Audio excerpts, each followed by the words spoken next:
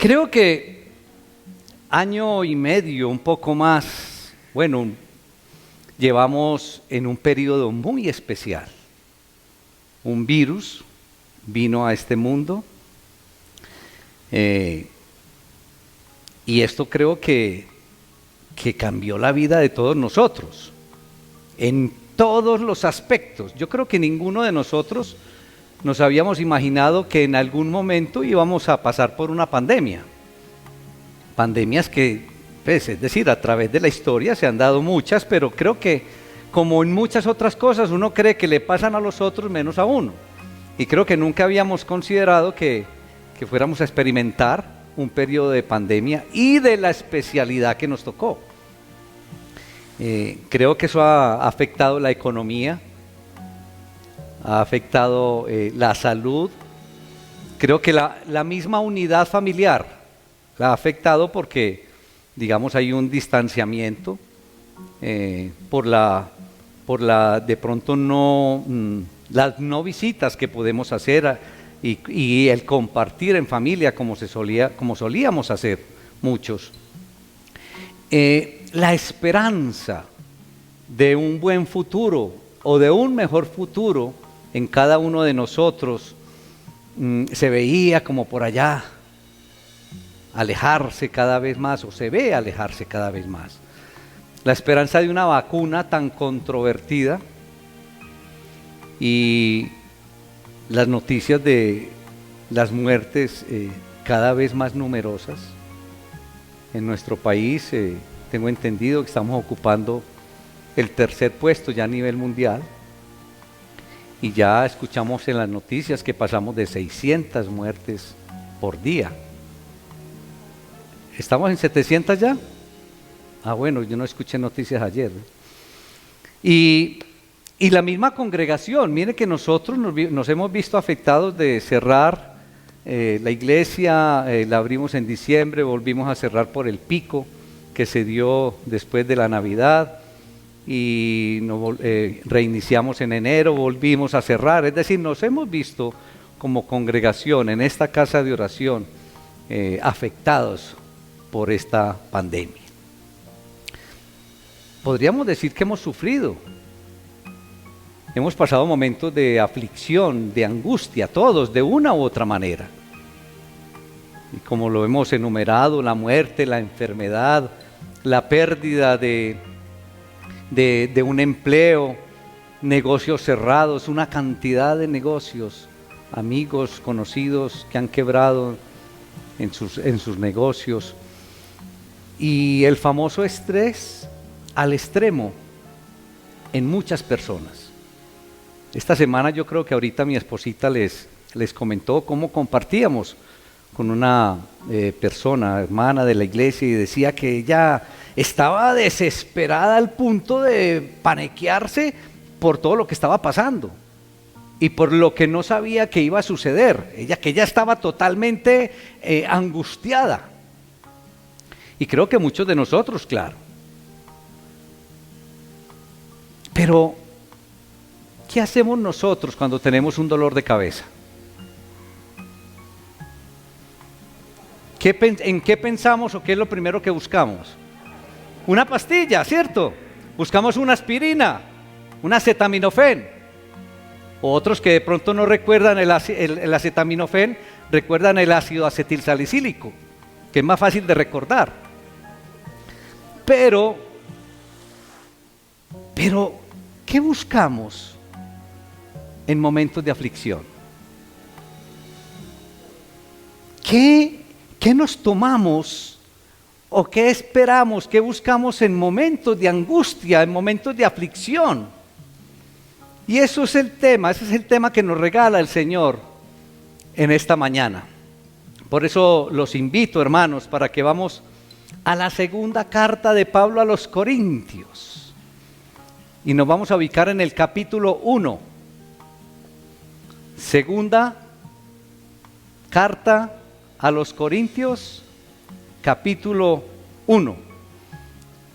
Y los invito a ponerse en pie, hermanos, para escuchar la bendita y maravillosa palabra del Señor. Dice la palabra del Señor, la leo en el nombre del Padre, del Hijo y del Espíritu Santo. Amén. Bendito sea el Dios y Padre de nuestro Señor Jesucristo, Padre de misericordias y Dios de toda consolación, el cual nos consuela en todas nuestras tribulaciones, para que podamos también nosotros consolar a los que están en cualquier tribulación, por medio de la consolación con que nosotros somos consolados por Dios. Versículo 5. Porque de la manera que abundan en nosotros las aflicciones de Cristo, así abunda también por el mismo Cristo nuestra consolación. Pero si somos atribulados, es para vuestra consolación y salvación. O si somos consolados, es para vuestra consolación y salvación, la cual se opera en el sufrir las mismas aflicciones que nosotros también padecemos. Y nuestra esperanza respecto de vosotros es firme, pues sabemos que así como sois compañeros en la aflicción, también lo sois en la consolación. Padre, te alabamos, te damos honra, te damos honor y gloria, Señor, en el poderoso nombre de Cristo Jesús. Gracias te damos, Señor, por este lindo día, por la bendición que nos das. Nos permites estar aquí en esta tu casa de oración y nos permites también a través de otro medio, Señor, recibir tu bendita y maravillosa palabra. Permite que tu Espíritu Santo esté ministrando, Señor, en cada uno de nosotros, para que nuestros corazones, nuestras mentes y voluntades, Señor, estén dispuestas a recibir tu enseñanza y a llevarla a la vida de cada uno de nosotros. En Cristo Jesús. Amén y amén. Muy bien, hermanos, creo que el tema de hoy bien lo podemos identificar como consolados en medio de los sufrimientos. Ese es el tema que nos regala el Señor en esta linda mañana. Pero iniciemos con un interrogante, iglesia. ¿Cómo saber, cómo llegar a saber que un creyente, que alguien que se dice ser cristiano, es genuino y que no es un lobo disfrazado de oveja? Tremenda reflexión. Qué interrogante. ¿Cómo saber que un creyente es genuino y que no es un lobo disfrazado de oveja? Y creo que Pablo nos da como de alguna manera una respuesta y nos contesta que el verdadero cristiano, nos dice que el verdadero siervo, que el verdadero ministro se conoce por sus sufrimientos. ¿Qué tal? Y entonces esta enseñanza va totalmente en contra del pensamiento actual. ¿Qué es lo que pensamos en la iglesia actual? Que el que sirve fielmente a Dios, entonces nunca va a tener problemas. Que el que sirve fielmente a Dios nunca va a tener sufrimientos, nunca va a tener angustias. Y como vemos ahí con algunas otras denominaciones, y con respeto lo digo, que inclusive invitan ¿a qué? ¿A que pare de qué? A que pare de sufrir. Tremendo. Entonces cuando uno se enfrenta a una porción de estas, ve que el Señor a través de Pablo nos está enseñando otra cosa. Porque el pensamiento actual es que la recompensa del servicio fiel es estar exento de problemas. Pero muchas personas también se acercan al Señor y empiezan a caminar con Él buscando no tener problemas o que se le acaben los problemas. Sin embargo, esta porción bíblica, hermanos, enseña que el que quiere caminar con el Señor y tener unos resultados, entre comillas, positivos, o tener, digamos, un ministerio eficaz, tendrá que pasar por tribulaciones y tendrá que pasar por aflicciones. Eso es lo que podemos ver. Pero estos versículos de la porción de hoy nos hablan de dos conceptos. Nos hablan del sufrimiento y nos hablan, ayúdenme, de la consolación. De esos dos conceptos nos está hablando la palabra hoy, de los sufrimientos y de la consolación, los cuales, para que tengamos en cuenta, son dos conceptos que van ligados. Podríamos decir que el sufrimiento y la consolación son como las dos caras de una misma moneda. Eso lo podríamos decir. Entonces siempre debemos recordar que estos dos conceptos van juntos. El Hijo de Dios, ¿hay algún Hijo de Dios aquí? ¿Tan poquitos? ¿Hay algún Hijo de Dios aquí? Eso. Pero recordemos una cosa, iglesia, que Hijo de Dios, o más bien, empecemos, todos somos creación de Dios. ¿Estamos de acuerdo? Todos somos creados por Dios. Pero Hijo de Dios solamente es aquel que ha aceptado a Cristo como Señor y Salvador. Hijo de Dios solamente es aquel que ha aceptado la obra de Cristo en la cruz por el perdón de pecados. De resto, si la persona no ha aceptado entonces la obra de Cristo, esa persona sigue siendo una creación de Dios, pero no hijo de Dios.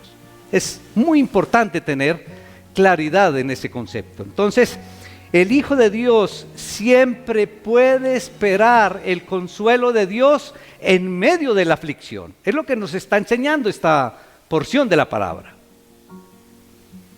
Entonces, ¿está usted afligido hoy? ¿Está pasando por un periodo de sufrimiento, de angustia? Tenga entonces plena confianza, hermanito, que el soberano creador lo va a consolar, si no es que ya lo hizo. Esa confianza de nosotros como creyentes es que debemos tener siempre en lo más profundo de nuestro corazón. Si tenemos sufrimiento, vamos a tener consolación divina. Eso tenemos que tenerlo muy claro. Pero vamos a considerar algunas verdades que podemos extraer de esta porción de la palabra. Algunas verdades sobre las tribulaciones o los sufrimientos y la consolación. Recuerden que van juntos, ¿cierto? Vamos a mirar entonces algunas verdades. ¿De dónde vienen? ¿De dónde vienen los sufrimientos y la consolación? Vamos a separarlo. Primero, ¿de dónde vienen los sufrimientos? Y creo que Pablo, aquí en esta porción, como que no contesta a esta pregunta. Pablo no nos contesta esta pregunta aquí, en esta porción. Pero, si nosotros continuamos leyendo a Pablo, por ahí en el capítulo 12, cuando Pablo habla del aguijón en la carne que él tiene, y que le ha pedido al Señor que se lo quite, y el Señor le dice, bástate mi gracia. Pero más adelante dice y describe totalmente que Satanás es el que le ha dado ese aguijón en la carne. Habla que de Satanás vienen muchas de nuestras aflicciones con el fin de estorbar nuestra vida cristiana. Que de Satanás vienen muchas aflicciones para obstaculizar el desarrollo de nuestro ministerio, por ejemplo. Y que de Satanás simplemente vienen muchas aflicciones y muchos sufrimientos porque él quiere enlodar nuestras vidas. Es más, nos quiere llevar a la muerte.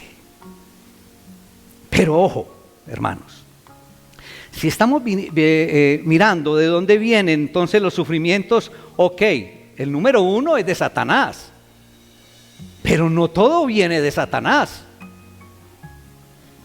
Eso lo debemos tener muy claro, que muchas de ellas vienen de Satanás, como lo podemos ver aquí a través de Pablo. Pero muchas de las tribulaciones y muchos de los sufrimientos pueden venir por nosotros mismos. El origen de esos sufrimientos es nuestro yo, pues, por decirlo así, nosotros mismos. Malas decisiones, mala alimentación, si es a través del cuerpo, nada o muy poco ejercicio, dormir muy poco, cuántas cosas. Entonces miren, llevamos que los sufrimientos pueden venir de Satanás, muchos, pero muchos de nuestras decisiones. Y no se nos puede olvidar, hermanos, que muchos de los sufrimientos, muchas de las aflicciones vienen porque estamos en un cuerpo imperfecto. Entonces es lógico que este cuerpo se vaya deteriorando. Imagínense si lo tratamos mal, como acabamos de describir. Es que este cuerpo es como un vehículo. Yo recuerdo que cuando ya dejo pasar algunos años en el carro me dicen: ¿vas a dejar envejecer más el vehículo? Porque es lógico que empiezan a dañarse muchas partes del vehículo. Pero este vehículo también se empiezan a deteriorar muchas partes.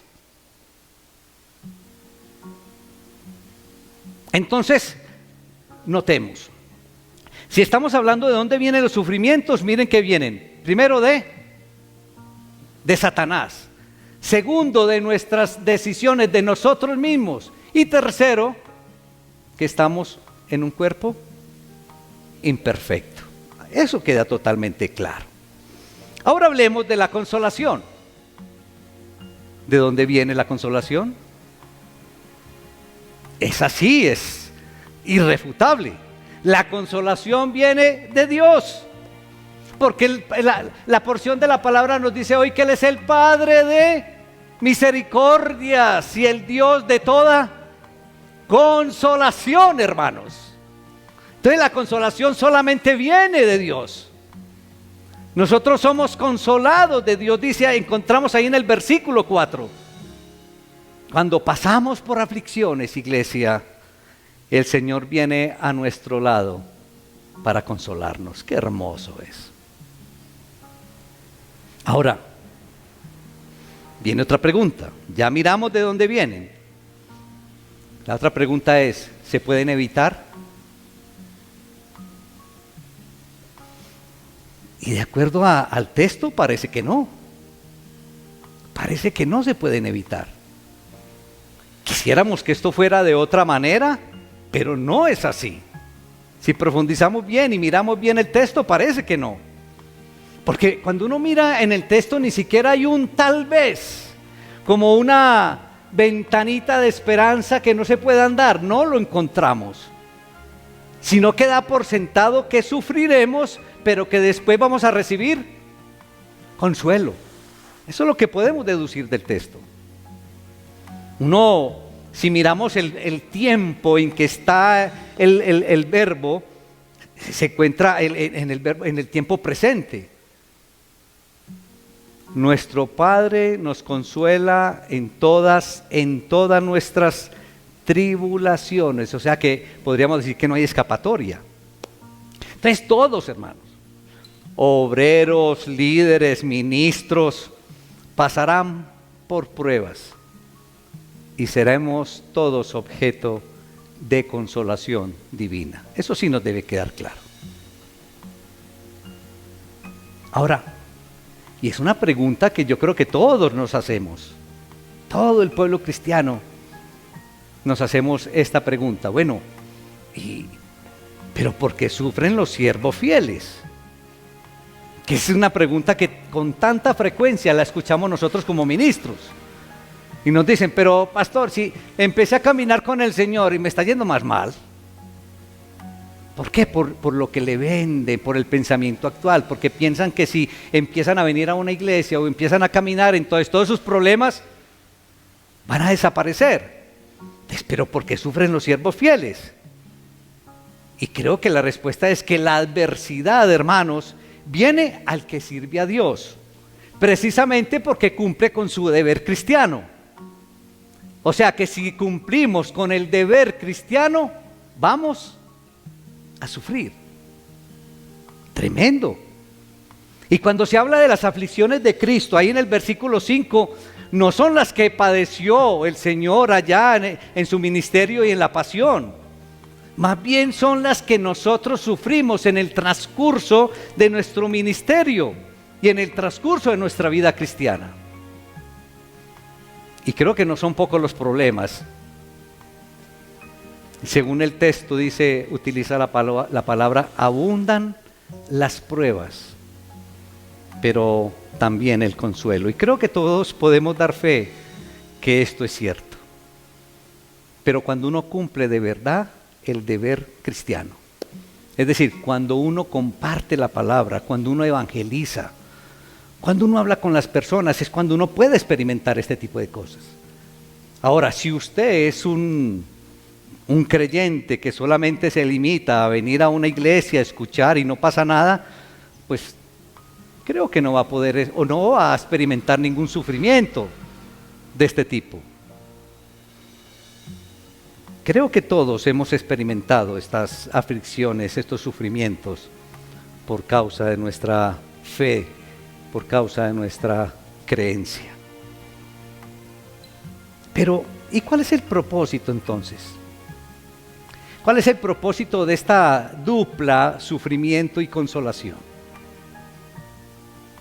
Creo que podríamos en primera instancia decir que podemos encontrar tres aspectos, tres fines, tres propósitos. Y el primero es que todo consolado se convierte en un consolador. Es decir, si usted ha pasado por sufrimientos, recibió el consuelo divino, entonces usted se convierte en un consolador. Miren lo interesante, lo importante, la claridad del tema de hoy para llevarlo a nuestro corazón. Segundo, el siervo atribulado, el siervo afligido, también ayuda entonces a salvar a los afligidos y a sacarlos triunfantes de su prueba. En eso nos convertimos todos nosotros. Y tercero, se logra como una identificación, como una articulación entre el que sirve y los servidores. Es decir, se eliminan las diferencias, como podemos ver ahí en el versículo 7. Compañeros en las aflicciones y compañeros en la consolación. Miren qué hermoso ese versículo 7. ¿Saben algo, iglesia? Creo que no es una simple coincidencia que Pablo en esta carta haga una declaración como la que está haciendo acerca de los sufrimientos y la consolación.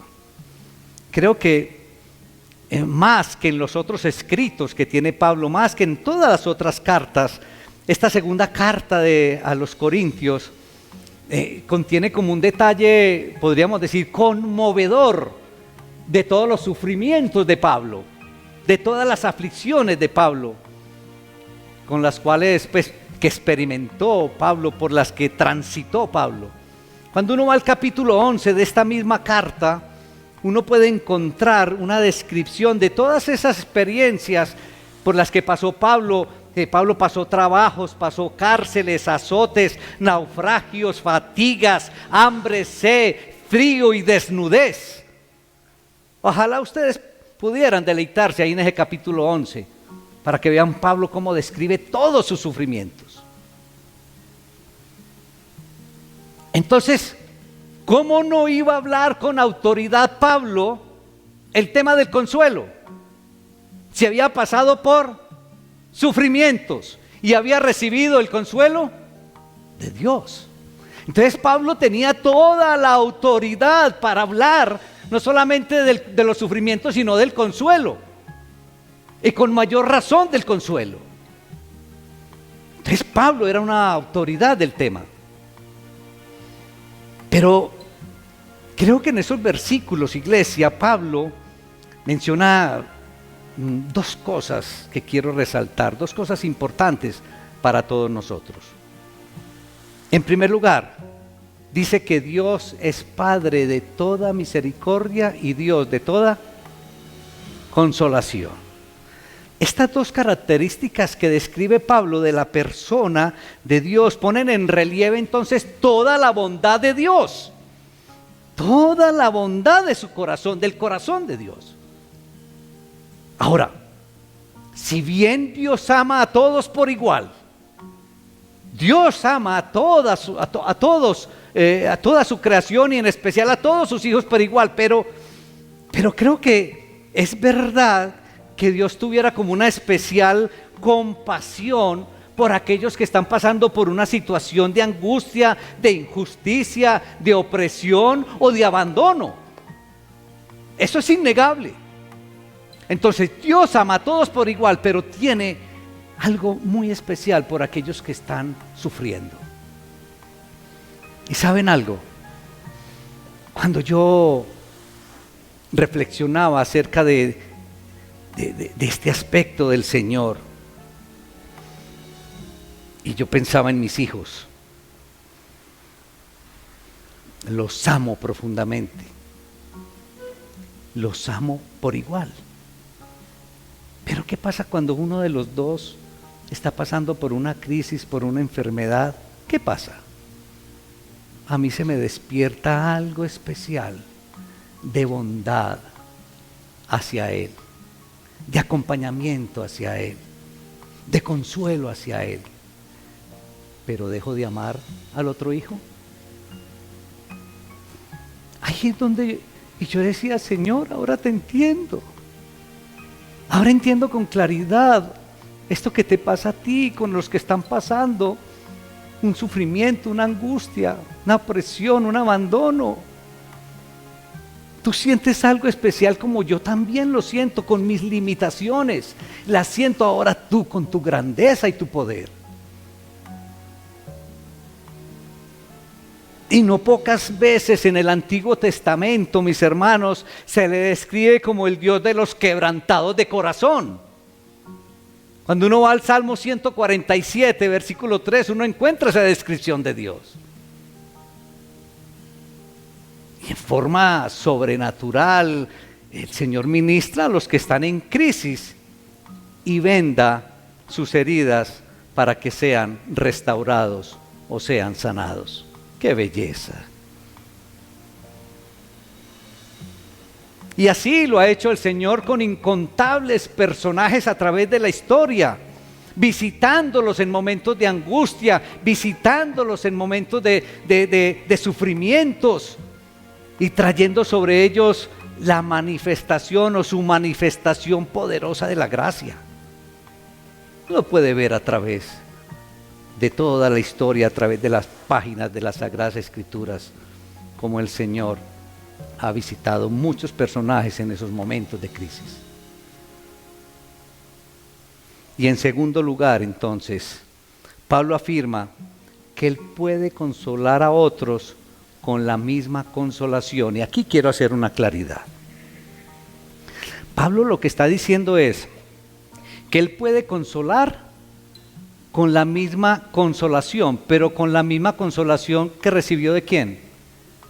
De Dios. Ojo, eso es muy importante tener en cuenta, que Pablo puede consolar con la misma consolación que recibió de Dios. Es bien importante ese detalle. Y quiero que nos detengamos un momento ahí en esta verdad, en esta afirmación. Y seguramente, hermanito, en su vida personal, en su familia, en su trabajo, en su ministerio cristiano, le va a tocar o ya le ha tocado más de una ocasión estar con personas que están pasando por una profunda crisis. Yo sé que todos nos ha tocado ver a otras personas que han pasado por crisis, angustias, sufrimientos, penas. Pero también en más de una ocasión sea usted mismo, hermano, el que haya transitado por un sufrimiento, por una crisis, por una angustia. Entonces ahí es donde debemos aprender del apóstol Pablo, hermanos. Cuando dice que él consolaba con el consuelo con que había sido consolado. Ojo con esto. Y quiero hacer mucho énfasis. Que Él consolaba con el mismo consuelo con que había sido consolado. Pero estamos hablando de consuelo divino, de consuelo de Dios. Entonces miren, ¿qué es lo que pasa? En situaciones de crisis, abundan las personas que se acercan a dar consuelo, pero no con un consuelo que viene del Creador. Ojo con esto. Muchas personas se acercan a dar consuelo, pero no con un consuelo que viene de Dios, sino con un consuelo que viene de la propia persona. Y debemos tener mucho cuidado con esto. Y ocurre, pero vea, una cantidad de veces en el pueblo cristiano. Estoy hablando del pueblo cristiano. Y en sus intentos de ayudar, incluyen entonces recitar versículos de la Biblia, contar sus propias experiencias, o tratan de espiritualizar la prueba con la cual está pasando esa persona. Situaciones así, hermanos, donde empiezan de memoria y a leer versículos y a contar, yo pasé por esto, yo pasé por aquello, o tratan entonces de llevar lo que está experimentando la persona, lo tratan de espiritualizar. Y creo que nada de esto ayuda, iglesia. Y creo que, y en no pocas ocasiones, iglesia, creo que solamente produce irritación en las personas. Y los resultados proclaman cuán limitados son los esfuerzos de la carne por producir obras espirituales. Ojo con esto. Cuán limitados son los esfuerzos de nosotros como persona para querer hacer obras espirituales. Entonces, el consuelo que sana es el que nace de la obra sobrenatural de Dios, iglesia. Ese es el consuelo que sana, ese es el consuelo que consuela. El poder es de Dios, el consuelo es de Dios, iglesia, y no de nosotros. No de la inteligencia, ni de la sagacidad, ni de la facilidad de habla de nosotros. El consuelo viene de la obra sobrenatural de Dios. Por eso les insistía de que Pablo nos dice que él podía consolar con el consuelo que había recibido de Dios, no de las ideas que él tenía de cómo consolar, ni de lo que había leído en un libro de superación personal. Es del consuelo que él recibió divino de Dios. Pero muchos de nosotros nos acercamos a dar consuelo de nuestra propia iniciativa, de la carne personal o de lo que hemos leído o de experiencias que de pronto subimos. No, nosotros debemos consolar, como aprendemos de Pablo, del consuelo que recibimos de Dios, porque el poder es de Dios. Entonces, para llevar consuelo, para practicarlo, usted primeramente tiene que haberlo experimentado. Tiene que haber experimentado el consuelo de Dios, hermanito. No hay otra manera. Si usted no experimentó el consuelo de Dios, no puede dar consuelo de Dios, obviamente.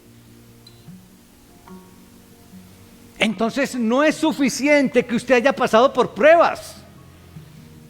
No es suficiente que usted haya sufrido. No es suficiente que usted haya pasado por angustias.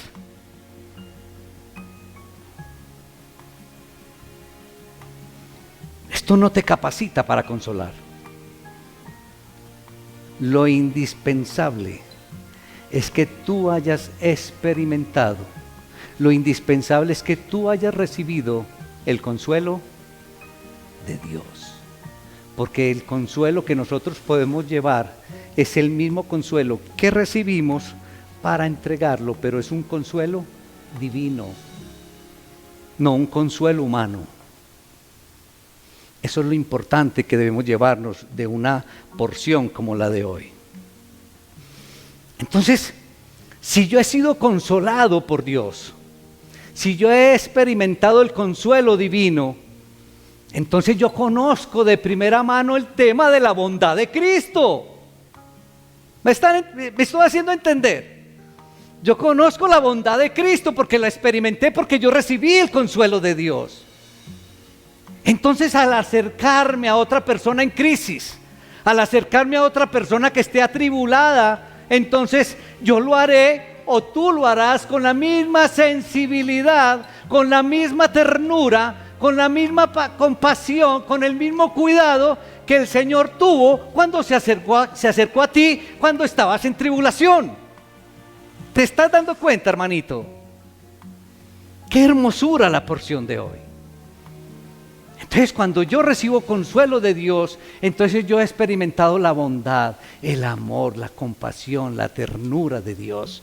Y cuando yo me acerco entonces a otra persona, después de haber tenido esa experiencia, entonces yo me acerco a esa persona en crisis, en aflicción, con la misma sensibilidad, con ternura, con amor, con comprensión. ¿Me hago entender, hermanos? Qué hermosura la palabra del Señor en esta ocasión. Pero no dejemos en el aire esta enseñanza del Señor en esta mañana. Cierra los ojitos y ubícate en tu línea de tiempo. No sé si quisieras hacerlo en el último mes. No sé si quisieras hacerlo en los últimos 6 meses, en el último año, si de pronto estás con sueño en este momento, despierta y haz el ejercicio. Pero elige un tiempo, 1 año, 6 meses. ¿Has sido afligido en este tiempo? ¿Has sentido angustia? ¿Has experimentado sufrimientos en ese tiempo que tú elegiste? Piensa cuál o cuáles. Dedícale unos segunditos al Señor reflexionando ahí. Y di, oh sí Señor, no sé qué tiempo elegiste en el último año.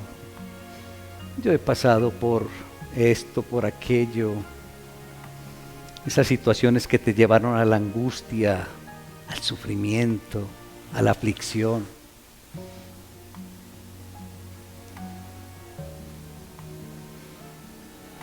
Pero piensa también, recuerda que el sufrimiento va ligado al consuelo.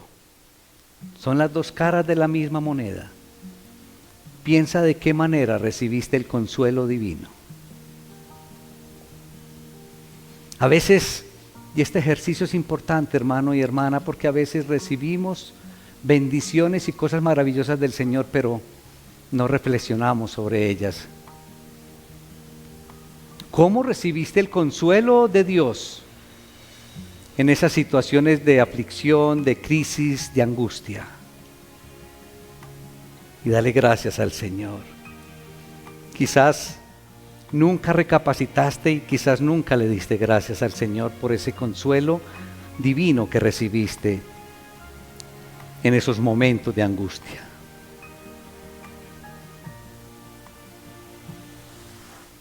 A lo mejor nunca habías hecho este ejercicio, nunca habías pensado, hay tantos consuelos que hemos recibido de Dios. Cuántos momentos de angustia, de crisis, y el Señor ahí al lado acompañándonos, consolándonos. No se te olvide, hermanito y hermanita, que el sufrimiento y el consuelo de Dios van juntos. Y que Dios tiene algo especial, siente algo especial cuando tú estás en aflicción. Él tiene una sensibilidad especial para con sus hijos en momentos de angustia. Dale gracias al Señor. por ese consuelo que recibiste en esos momentos de crisis.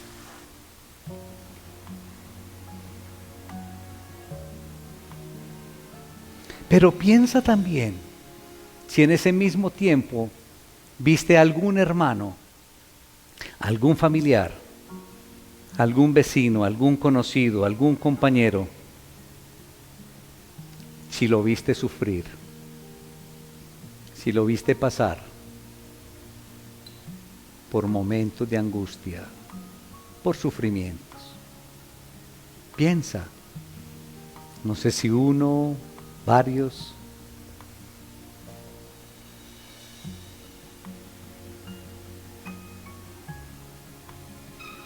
Pero lo más importante que te animo y te invito a reflexionar es ¿qué hiciste tú para aliviar un poco el dolor de esa persona?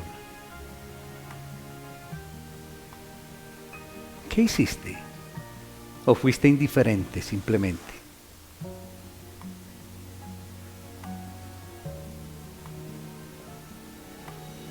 ¿Cuántas personas a nuestro alrededor en crisis, en angustia y sufrimiento?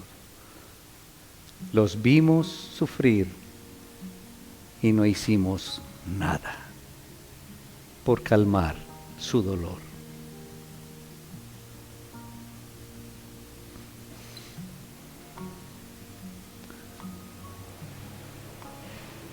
Entonces, somos consolados en momentos de sufrimiento. Somos consolados por Dios en momentos de angustia, pero con un objetivo especial y fundamental, iglesia, que somos consolados en sufrimientos, pero para consolar a otros, para que con ese mismo consuelo que recibimos de Dios, podamos ir y llevar ese mismo consuelo divino a muchas personas. No consuelo humano, sino consolación del soberano Creador. Padre, te alabamos, Señor. Te damos toda honra y toda la gloria, Señor, en el poderoso nombre de Jesús. Gracias, Señor, porque tú eres Dios de misericordias y tú eres el Dios de toda consolación. Gracias, Padre, porque qué esperanza maravillosa en ti podemos tener, Señor. Podemos ver cómo, claro que vamos a estar en sufrimientos y momentos de angustia, pero tú siempre estás ahí, Señor, porque nos amas y tienes un consuelo maravilloso de parte tuya para nosotros. Pero gracias por hacernos entender hoy que ese consuelo divino es con un objetivo especial, y es llevar consuelo a otros que están en aflicción. Ese mismo consuelo divino recibido, entonces lo transmitimos, lo llevamos para aliviar a muchos otros, Señor. Gracias. Te alabamos y te pedimos que sea tu Espíritu Santo, Señor, quien nos acompañe y quien nos dé ese poder, esa fuerza, esa decisión, Señor, de compartir tu consuelo divino. Te alabamos, Señor, en Cristo Jesús. Amén y amén. Démosle un fuerte aplauso al Señor.